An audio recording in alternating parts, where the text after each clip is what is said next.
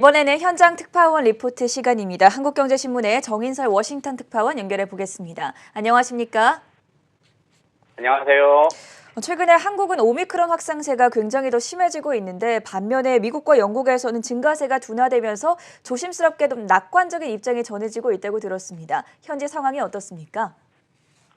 끝이 보인다 이런 건데요. 한국 오늘 말씀하신 것처럼 여전히 확진자 수가 많아서 아직 그런 경우는 아닌 것 같고요. 오미크론을 먼저 겪은 나라에서는 확산세가 확실히 한풀 꺾인 것 같습니다.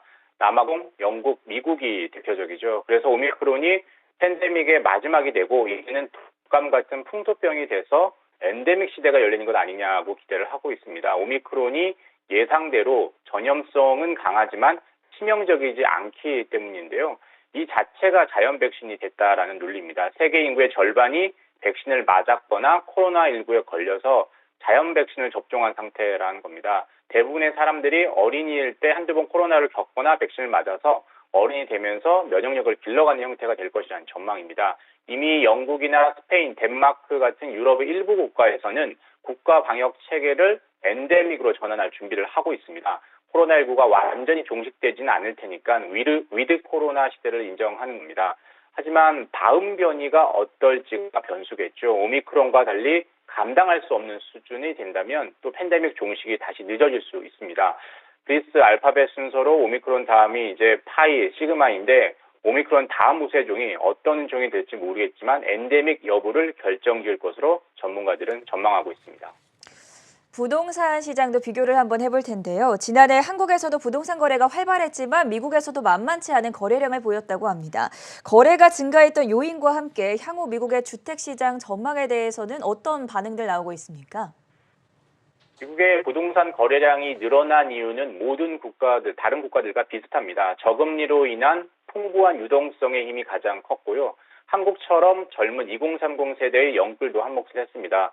미국에서 대출은 거의 집값의 거의 80%까지 거의 가뿐하게 나와서 젊은 층들이 최근에 집을 많이 샀습니다. 그리고 코로나19로 인해서 원격 근무가 늘면서 도심에 살 필요가 없으니까 교외 큰 집으로 이주하는 이들도 많았습니다. 이로 인해서 지난해 미국의 주택 거래량이 15년 만에 최대치를 기록했습니다. 미국 부동산 중개업체를 보면 지난해 기존 주택 매매 건수가 전년 2020년보다 8.5% 증가했습니다.